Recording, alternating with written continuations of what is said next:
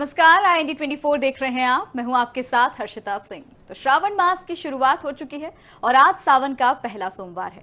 इस बार सावन पर बहुत ही शुभ संयोग बन रहा है। दरअसल इस बार सावन में कुल 8 सोमवार पड़ने वाले हैं। तो आइए जानते हैं रुद्राभिषेक करने का शुभ मुहूर्त, भगवान को प्रसन्न करने के उपाय और कई जरूरी बातें। हमारे साथ मौजूद हैं पंडित विष्णु राजौरिया जी। पंडित जी, स्वागत है आपका IND24 में। तो बात की जाए, इस बार सावन पर शुभ संयोग बन रहा है। पंडित जी, 19 साल बाद कहा जा रहा है कि ये शुभ संयोग बन रहा है। इस संयोग के बारे में बताएं। देखिए, 2 श्रावण का सुखद संयोग 19 साल के बाद बना है। श्रावण का महीना इस बार 60 दिन तक चलेगा, 2 माह चलेगा, इसलिए सुखद संयोग बना है शिव जी की आराधना के पर्व का। और प्रथम के 15 दिवस शुद्ध सावन के हैं, मध्य के 30 दिन जो संक्रांति रहित हैं, जिसमें सूर्य संक्रांति नहीं पड़ेगी, वो अधिक मास का हिस्सा है। और उसके बाद फिर जो अंत में 15 दिन शुक्ल पक्ष के आएंगे, वो शुद्ध श्रावण मास कहलाएगा। इस तरह से ये विशेष पर्व 19 वर्षों के बाद आया है। और इसमें प्रातः काल से ही 4 तारीख को प्रातः काल से ही पार्थिव निर्माण और रुद्राभिषेक पूजन अर्चन का क्रम प्रारंभ हो चुका है, जो कि रक्षाबंधन के पर्व के पूर्णमासी के दिन तक 31 अगस्त तक लगातार चलता रहेगा। बिल्कुल। और इस बार सावन में अधिक मास लगा है, यानी कि सावन 2 महीने का होने वाला है। हाँ, इस बार श्रावण मास 2 माह तक चलेगा। तो जैसा कि हमारे शिव पुराण में और अन्य पुराणों में उल्लेखित है, भगवान शिव की आराधना का श्रावण मास में विशेष महत्व होता है। श्रावण मास शिव जी की आराधना के लिए विशेष है। पहले दिन से ही तीर्थों में, शिवालयों में, जितने भी हमारे पवित्र स्थान हैं, 12 ज्योतिर्लिंग और अन्य, हर शहर में, हर गांव में शिवालय अवश्य होता है। वहाँ पर सभी श्रद्धालु मिट्टी के शिवलिंग बनाकर, कोई 11 बनाता है, 21 बनाता है, कोई 1100 बनाते हैं, और बड़े आयोजन होते तो वहाँ तो लाखों की संख्या में पार्थिव का निर्माण करते हैं। और ओम नमः शिवाय पंचाक्षर मंत्र का निरंतर जप करते रहते हैं और शिव जी का निर्माण करते रहते हैं। फिर उनको एक शिवलिंग बनाकर उसके चारों ओर स्थापित करते हैं। एक एक अक्षत उसमें बड़ी सावधानी से लगाया जाता है। फिर उनको पाद्य, अर्घ, आचमन, मधुपर्क कराकर दूध, दही, घृत, मधु, शर्करा और पंचामृत से स्नान कराया जाता है। स्नानोपरांत पुनः शुद्धोदक स्नान करके फिर उनका रुद्राभिषेक का क्रम प्रारंभ होता है। तत्पश्चात शिवजी को चंदन, अक्षत, वस्त्र, यज्ञोपवीत अर्पित किया जाता है। और षोडशोपचार पूजन की जो विधि है, उसके अनुसार भगवान शिव को बेलपत्र, अकौवे के पुष्प और धतूरे के पुष्प और फल, ये विशेष रूप से अर्पित किए जाते हैं। धूप दीप करके सुगंधित धूप को जरूर उस समय कंडे पर छोड़ें, वातावरण पूरा सुगंधित हो। धूप दीप के बाद हस्त प्रक्षालन करके मौसम के फल और जो आपके घर में आपने नैवेद्य भगवान शिव जी के निमित्त बनाया है, उस नैवेद्य को अवश्य लगाएं। नैवेद्य में भी बेलपत्र ही रखें। शिव जी के नैवेद्य में बेलपत्र रखने का प्राधान्य है। जिस प्रकार गणेश जी के नैवेद्य में दूर्वा रखने का प्राधान्य है और भगवान विष्णु के नैवेद्य में तुलसी पत्र रखने का प्राधान्य है, इसी प्रकार से भगवान शिव जी के नैवेद्य में बेलपत्र रखने का प्राधान्य है। तो बेलपत्र रखें, आचमन कराएं, तांबूल अर्पित करें और मौसम के फल जो उनको जो अत्यंत प्रिय हैं, वह जो वर्तमान मौसम में जो उपलब्ध होते हैं, वही फल उनके लिए अर्पित करें। और द्रव्य दक्षिणा चढ़ाकर भगवान शिव की आरती करें, पूरे वाद्य यंत्रों के साथ अच्छे से सुर में गाकर सबको समूह में एक साथ मिलकर आरती करनी चाहिए। आरती के उपरांत भगवान शिव जी की पुष्पांजलि करें, फिर प्रदक्षिणा करें। प्रदक्षिणा में एक बात का विशेष ध्यान रखें, शिव जी की परिक्रमा पूर्ण नहीं की जाती है, अर्ध परिक्रमा होती है। जो जलहरी रहती है, जहाँ से जल का निकास होता है, उस स्थान का उल्लंघन नहीं करना चाहिए। वहाँ तक जाएं और वहाँ से फिर वापस आकर पुनः अपने स्थान पर आ जाएं। इस प्रकार से फिर शिव स्तोत्र अनेक प्रकार के हैं, कीर्तन करें। ओम नमः शिवाय का पंचाक्षर मंत्र कहलाता है ये, इसका कीर्तन करें। इससे भगवान शिव जी मनोकामनाएं पूर्ण करते हैं। जिस भक्त की जो मनोकामना है वह इससे पूर्ण हो जाती है। इस प्रकार से भगवान शिव जी का रुद्राभिषेक किया जाता है। अब रुद्राभिषेक में विशेष रूप से रुद्री पाठ होना आवश्यक है। तो विद्वान, वैदिक विद्वान जो होते हैं, रुद्राष्टाध्यायी, उनको आमंत्रित किया जाता है और वो मंत्रोच्चारण के साथ पूरा षोडशोपचार पूजन करने के बाद रुद्राभिषेक कराते हैं। रुद्राभिषेक के उपरांत अभिषेक के जल को अपने नेत्रों से स्पर्श करें, जिससे आपके शरीर में आरोग्य की भी स्थापना होती है। इस प्रकार से इस रुद्राभिषेक के कार्य को श्रावण मास में करना चाहिए। बिल्कुल पंडित जी, और इसी के साथ आपसे ये भी जानना चाहेंगे कि इस बार सोमवार से अगर पूजा लोग करना शुरू करते हैं तो शुभ मुहूर्त क्या रहने वाले हैं सोमवार पर? देखिए, भगवान शिव की आराधना के लिए सूर्योदय के साथ ही मुहूर्त प्रारंभ हो जाता है। काली यानी चंडी, रुद्र और गणेश जी, तीन ऐसे देवता हैं, इनकी आराधना के लिए कोई विशेष मुहूर्त देखने की आवश्यकता नहीं होती है। तो इनका दिन होना चाहिए, जैसे सोमवार का दिन भगवान शिव का दिन है तो प्रातःकाल अभिषेक करें, अथवा सर्वोत्तम समय कहलाता है प्रदोष काल। प्रदोष काल, जैसे महीने में 2 प्रदोष के व्रत पड़ते हैं, लेकिन प्रतिदिन भी प्रदोष काल होता है। सूर्य अस्त के 48 मिनट पूर्व प्रदोष काल का समय होता है। तो उस समय प्रातःकाल करें, उषा काल में, अथवा प्रदोष काल में भगवान शिव का अभिषेक करें। इसी प्रकार से सोमवार के दिन रात्रि में भी अभिषेक कर सकते हैं भगवान शिव का। सामान्यतः सूर्य उदय से सूर्य अस्त के बीच में वेद मंत्रों का उच्चारण अत्यंत लाभदायक रहता है और अत्यंत फलदायी रहता है। इसलिए प्रातःकाल या प्रदोष काल में भगवान शिव का अभिषेक करना अत्यंत हितकारी है और प्रयास करना चाहिए कि इसी समय उनका रुद्राभिषेक पूजन हो। बिल्कुल। तो पंडित जी, सावन सोमवार व्रत का महत्व क्या होता है? देखिए, श्रावण के सोमवार जो हैं भगवान शिव को अत्यंत प्रिय हैं, क्योंकि श्रावण मास में पूरी प्रकृति आह्लादित रहती है, प्रसन्न रहती है। चारों ओर हरियाली दिखाई देगी, सभी वृक्ष लताएं पूरी तरह से प्रफुल्लित रहते हैं और भगवान शिव इस समय बहुत प्रसन्न रहते हैं।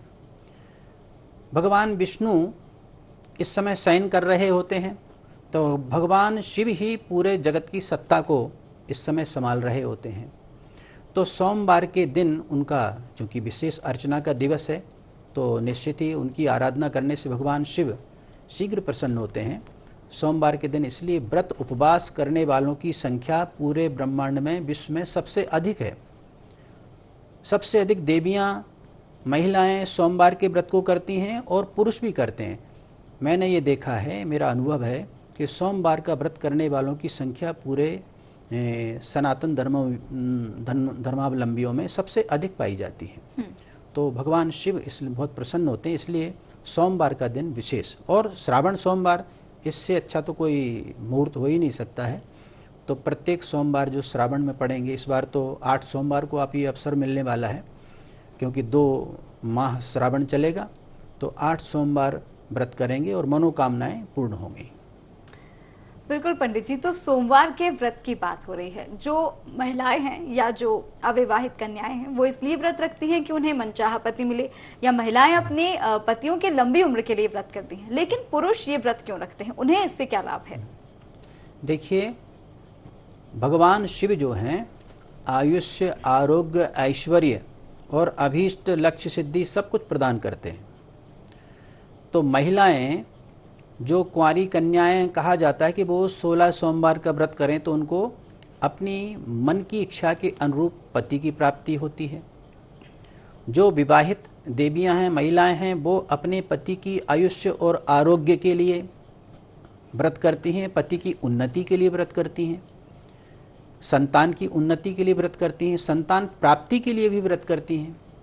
उसी प्रकार से पुरुष भी अपने आरोग्य और ऐश्वर्य के लिए, पद प्रतिष्ठा प्राप्त करने के लिए, अपने अभीष्ट लक्ष्य को प्राप्त करने के लिए भगवान शिव जी का व्रत करते हैं। और 16 सोमवार होने पर उसका व्रतोद्यापन बड़े विधि विधान से करते हैं। जोड़ों को जिमाते हैं, पूरा विधि विधान से उसमें पूजन हवन होता है, यज्ञ होता है।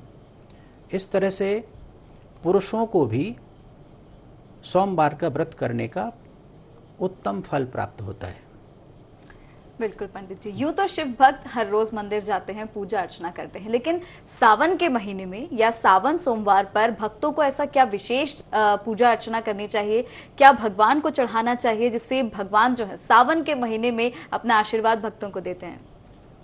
देखिए, कभी भी आप शिवालय में जाएं या घर पर पार्थिव का निर्माण करें, अथवा नर्मदेश्वर भगवान जो आपके घर में स्थापित हैं, पारदेश्वर भगवान हैं जो आपने घर में स्थापित किए हैं, तो उनका षोडशोपचार विधि जो मैं पहले उल्लेख कर चुका हूँ, उस विधि से पूजन अवश्य करना चाहिए। और यदि आपके पास पूजन सामग्री बहुत अधिक मात्रा में उपलब्ध नहीं है तो पंचोपचार विधि से चंदन, अक्षत, पुष्प, बेलपत्र, जो बेलपत्र कहीं भी मिल सकता है, अकूए का पुष्प आपको प्रकृति में कहीं भी इस समय प्रचुर मात्रा में उपलब्ध है, धतूरे के पुष्प मिल जाएंगे, तो ये अर्पित करें। धूप दीप नैवेद्य जो घर में बना हुआ लगाएं, भोग लगाएं, तो भगवान शिव जी बहुत प्रसन्न होते हैं। तो अपने घर में भी कर सकते हैं और शिवालय में जाकर विधिवत पूजन अर्चना कर सकते हैं। भगवान शिव को एक लोटा जल चढ़ाने मात्र से ही वो प्रसन्न हो जाते हैं। जो आपके पास उपलब्ध हो उस साधन से भगवान शिव का अर्चन करें और एक बेलपत्र अवश्य चढ़ाएं। उनको बेलपत्र अवश्य चढ़ाना चाहिए। बेलपत्र भगवान शिव को अत्यंत प्रिय है, और क्योंकि उसमें स्वर्ण तत्व रहता है, और धतूरे का पुष्प और अर्क पुष्प ये भगवान शिव को अत्यंत प्रिय हैं। ये 3 वस्तुएं उनको अवश्य चढ़ानी चाहिए। पंडित जी, रुद्र अभिषेक का क्या महत्व होता है, और ऐसा ही क्यों कहा जाता है कि तांबे का लोटा लेकर अगर जाएं भगवान शिव का अभिषेक करें तो ये बहुत शुभ होता है? देखिए, प्रकृति ने अनेक प्रकार की धातुएं हमको प्रदान की हैं। स्वर्ण है, रजत है, ताम्र है। तो जो उच्च कोटि की धातुएं हैं, स्वर्ण और रजत, तो मध्यम वर्गीय जनमानस के पास स्वर्ण या रजत के पात्र होना उतना संभव नहीं रहता है। तो ताम्र का पात्र जो है उसको अत्यंत पवित्र माना गया है। तांबे को, उसका जल भी बहुत पवित्र होता है, स्वास्थ्य के लिए भी लाभकारी होता है।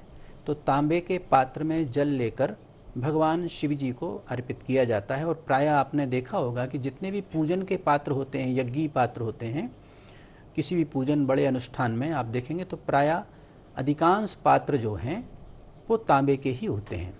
हाँ, अधिक देर तक दुग्ध तांबे के पात्र में नहीं रखना चाहिए। तात्कालिक चढ़ाने के लिए आप उसमें ले सकते हैं, लेकिन अधिक समय रखना हो तो तांबे के पात्र में दुग्ध नहीं रख सकते, क्योंकि वो संक्षारित हो जाता है, दूषित हो जाता है, जहरीला हो जाता है। इसलिए उसको दूध को तांबे के पात्र में नहीं रखा जाता। लेकिन तांबे के पात्र अत्यंत पवित्र और शुद्ध होते हैं, तो पूजन में उनका उपयोग करना चाहिए। उनका जो जल है वो बहुत गुणकारी होता है। जल आप जितनी देर रखेंगे तांबे के पात्र में उतना ही वो गुणकारी जल हो जाएगा, स्वास्थ्य के लिए भी लाभप्रद होगा। उसका पान भी कर सकते हैं, उस पूजन में भी उसका उपयोग कर सकते हैं। बिल्कुल। तो क्या जलाभिषेक के साथ दुग्ध अभिषेक करना भी जरूरी होता है?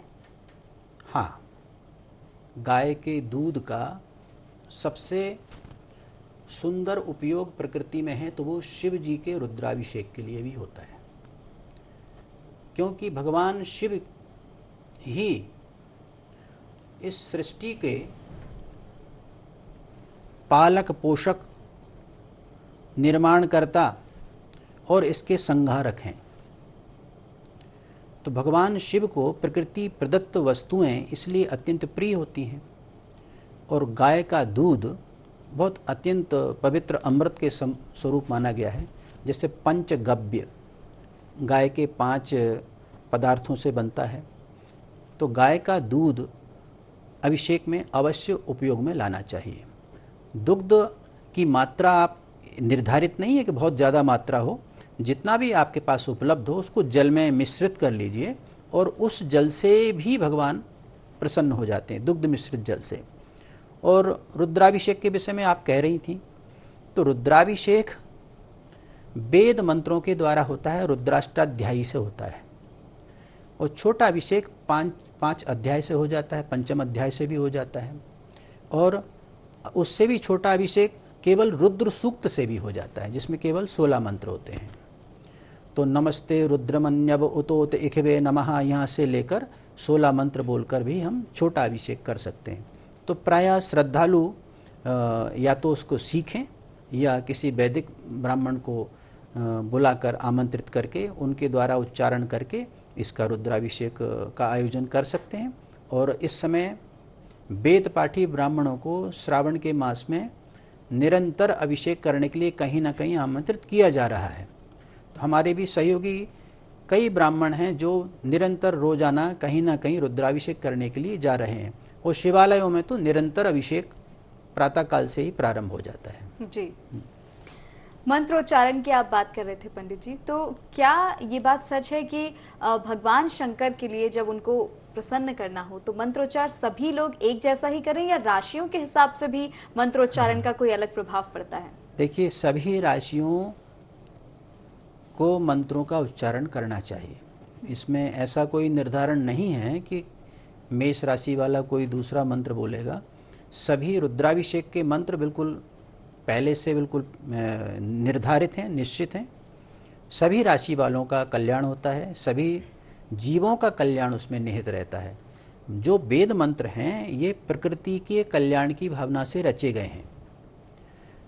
वेद मंत्र अपौरुषेय हैं और इनकी रचना इतनी प्राचीन है कि राम और कृष्ण का और अन्य अवतार भी इसके बाद में हुए हैं, क्योंकि वेद में इन देवताओं के नामों का उल्लेख नहीं है, क्योंकि वेद अपौरुषेय हैं। इनके पहले से वेदों की रचना हो चुकी थी और वेद प्रकृति का पूरा चित्रण, प्रकृति की हर वस्तु का उल्लेख वेद के अंदर आया हुआ है।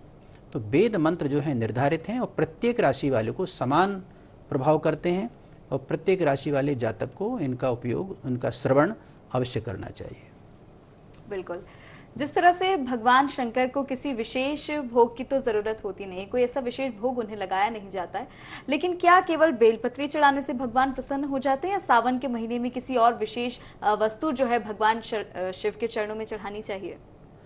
देखिए, भगवान शिव को बेलपत्र बहुत अधिक प्रिय है। जैसा कि मैंने बताया, प्राकृतिक उस समय प्रकृति जन्य वस्तुएं में बेलपत्र जो है उस स्वर्ण तत्व लिए उसमें 3 पत्तियां होती हैं, एक पत्ते में 3 पत्तियां होती हैं।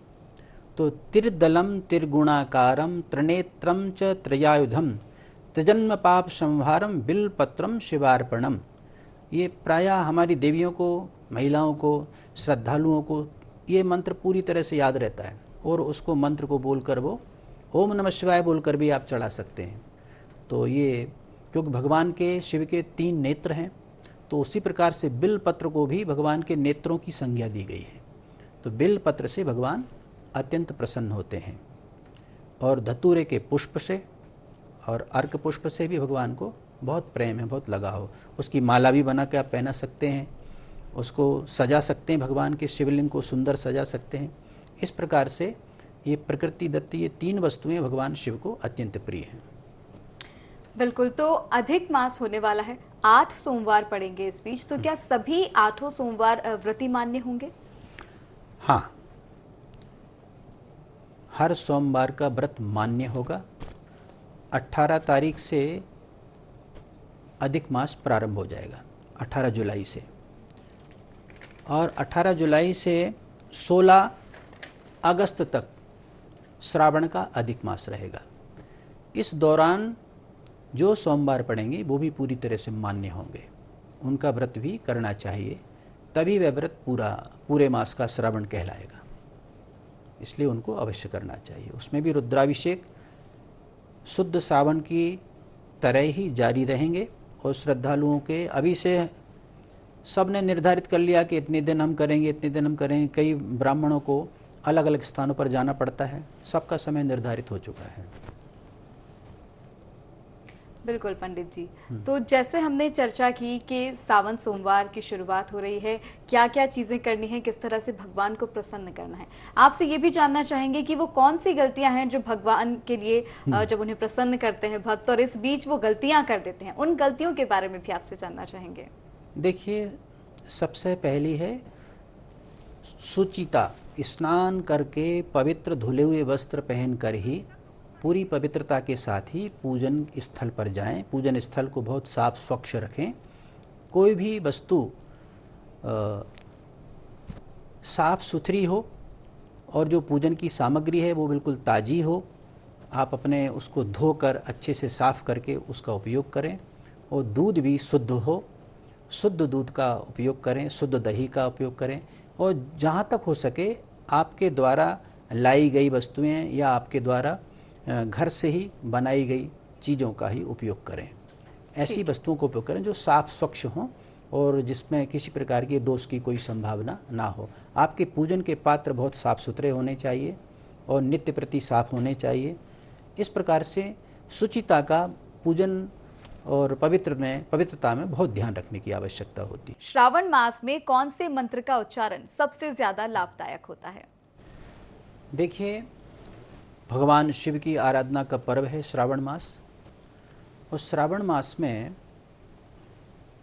पंचोपचार मंत्र जो है, पंचाक्षरी मंत्र जिसको कहते हैं, ओम नमः शिवाय, जन सामान्य के लिए इस मंत्र का, महामंत्र का कीर्तन करना चाहिए। और जो पठित हैं, जो ठीक से संस्कृत को पढ़ सकते हैं, उनको महामृत्युंजय मंत्र का उच्चारण अवश्य करना चाहिए। तो ये थे हमारे साथ पंडित विष्णु राजौरिया जी। उम्मीद है सावन सोमवार से जुड़े सभी सवालों के जवाब और जानकारी आपको मिल गई होगी। IND24 के सभी दर्शकों पर भगवान शंकर अपनी कृपा दृष्टि यूं ही बनाए रखें। और इसी के साथ मुझे दीजिए इजाजत। नमस्कार।